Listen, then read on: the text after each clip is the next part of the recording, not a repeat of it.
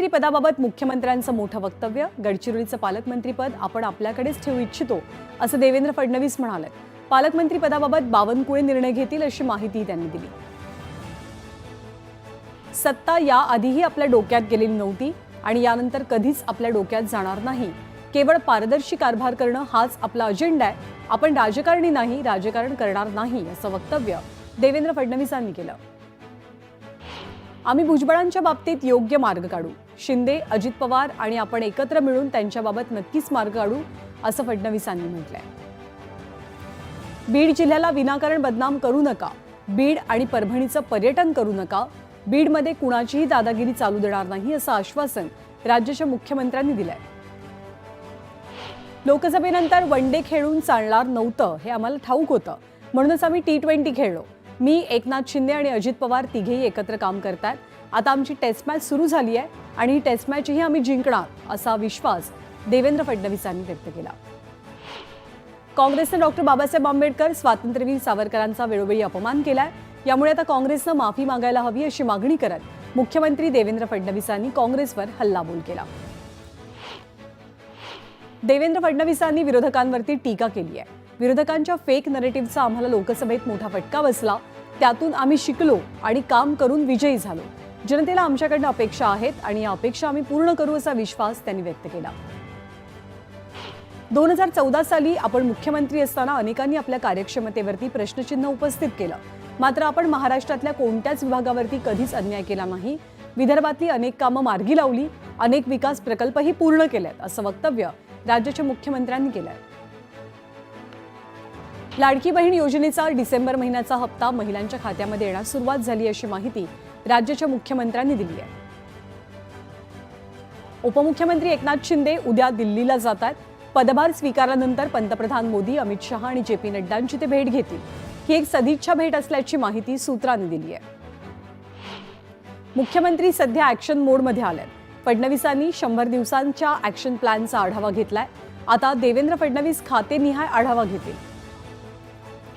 राज्यातील प्रमुख पक्षांचे प्रदेशाध्यक्ष लवकरच बदलण्याची शक्यता आहे. भाजपचे प्रदेशाध्यक्ष चंद्रशेखर बावनकुळे यांचा मंत्रिमंडळात समावेश झाल्यामुळे भाजपला लवकरच नवीन प्रदेशाध्यक्ष मिळू शकतात.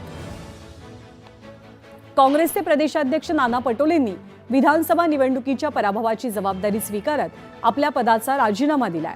त्यांनी तो काँग्रेस अध्यक्षांकडे सुपूर्द केलाय. यामुळे काँग्रेसलाही नवीन प्रदेशाध्यक्ष मिळण्याचे संकेत मिळतात. शरद पवार यांच्या पक्षाचे प्रदेशाध्यक्ष जयंत पाटील यांची पदाची टर्म पूर्ण झाली आहे. अशातच विधानसभा निवडणुकीत पराभव झाल्यामुळे पक्ष आता नवीन प्रदेशाध्यक्षाच्या शोधात असून संधी कुणाला मिळणार याकडे नजरा लागल्यात. संतोष देशमुख हत्याप्रकरणी बीडमध्ये 28 जानेवारीला सर्वपक्षीय मोर्चा निघणार आहे. शरद पवार मोर्चामध्ये सहभागी होतील अशी माहिती आहे. बीडचे खासदार बजरंग सोनावणे यांना पोलीस संरक्षण देण्यात यावं अशी मागणी शरद पवार यांच्या पक्षाच्या कार्यकर्त्यांनी केली आहे. यासाठी कार्यकर्त्यांनी पोलीस अधीक्षकांकडे निवेदन सादर केलं आहे. पुढच्या वर्षात राज्यात कांद्याची टंचाई निर्माण होण्याची शक्यता वर्तवली जाते. कांद्याची लागवड निम्म्यावरती आल्याचं कृषी विभागाच्या अहवालातून समोर आलंय. 1.25 लाख हेक्टरवरती होणारी कांद्याच्या लागवडीचं प्रमाण आता घटलेलं आहे. ख्रिसमस आणि नव्या वर्षांच्या सुट्ट्याच्या पार्श्वभूमीवर तुळजापूर मंदिर संस्थाननं मोठा निर्णय घेतलाय. या निर्णयानुसार मंदिर दररोज 22 तास भाविकांना दर्शनासाठी खुलं ठेवलं जाईल. पुणेकरांना आज आणि उद्या पाणी जपून वापरावं लागणार आहे. गुरुवारी पुण्यातल्या अनेक भागात पाणी पुरवठा बंद असेल. भवानी पेठेतील जलवाहिनीच्या दुरुस्तीसाठी हा निर्णय घेण्यात आलाय. ईडीसाठी सर्वोच्च न्यायालयानं महत्त्वाचा निकाल दिलाय. लॅपटॉप आणि मोबाईलवरील डेटा परस्पर कॉपी करण्यास मनाई करण्यात आली आहे. व्यक्तीच्या खासगीपणाचा अधिकार भंग करण्यास ईडीला परवानगी नाही असं न्यायालयानं म्हटलंय. कोकणातले समुद्रकिनारे पर्यटकांना आकर्षित करतात. सलगच्या सुट्ट्यांमुळे पर्यटकांनी समुद्रकिनारी मोठ्या प्रमाणात गर्दी केली आहे.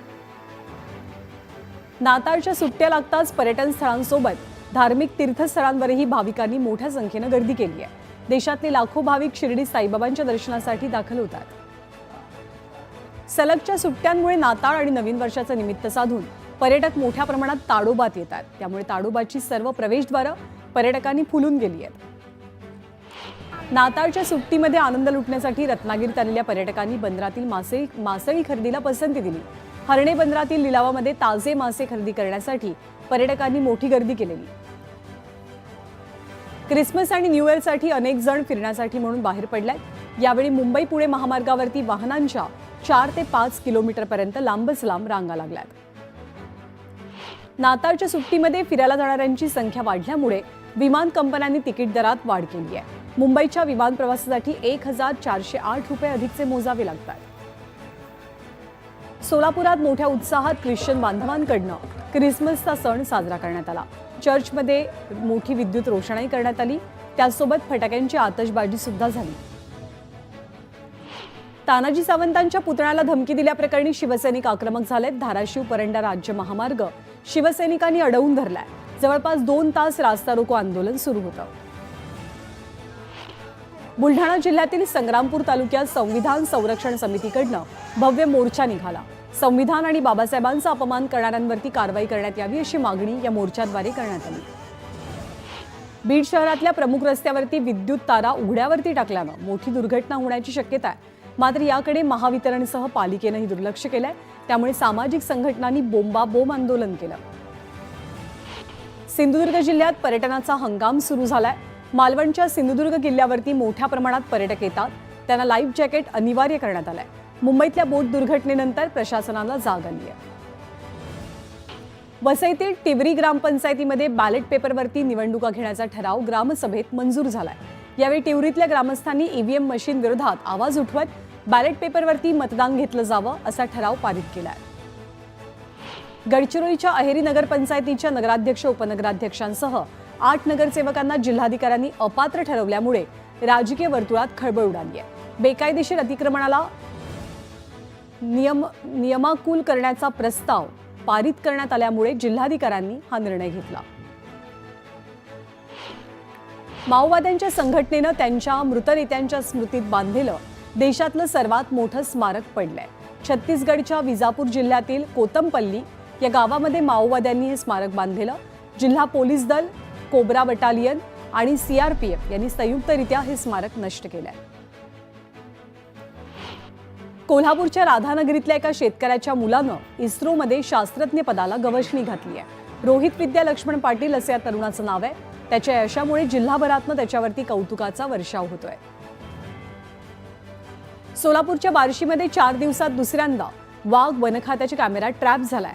ढेबरेवाडी तलाव परिसरात वाघाची भ्रमंती होत असल्याचं या दृश्यांमधनं स्पष्ट होत आहे. नाशिकमध्ये गोहत्येच्या संशयावरनं तणाव निर्माण झालाय. नाशिकच्या हिरावाडी परिसरातील धक्कादायक प्रकार समोर आलाय. पंचवटीतील हिरावाडीत गोवंशाचे अंश सापडलेत. सोलापूर विद्यापीठानं विद्यार्थ्यांना प्रत्यक्ष ज्ञानासोबत प्रशिक्षण देण्यासाठी सेडिबज आणि ग्लोबल टेक्नॉलॉजी HCL सॉफ्टवेअर सोबत सामंजस्य करार केलाय. त्यामुळे विद्यार्थ्यांना आता प्रत्यक्ष ज्ञानासोबतच प्रशिक्षण सुद्धा मिळू शकणार आहे. कल्याणमधल्या अल्पवयीन मुलीवरती अत्याचार करून तिची हत्या केल्याप्रकरणी कल्याण पूर्वेतल्या नागरिकांनी मोर्चा काढलाय. यावेळी काळ्या फिती बांधून नागरिकांनी मोर्चा काढला. रेल्वेच्या विशेष रेल सेवा पुरस्कार सोहळ्यात भुसावळ रेल्वे मंडळाचा डंका पाहायला मिळाला. भुसावळ रेल्वे विभागाला संरक्षक विद्युत सिग्नल यासाठी 5 शील्ड्स मिळाल्यात. तर पर्यावरण आणि आरोग्य क्षेत्रासाठी 2 शील्डचा बहुमान प्राप्त झालाय.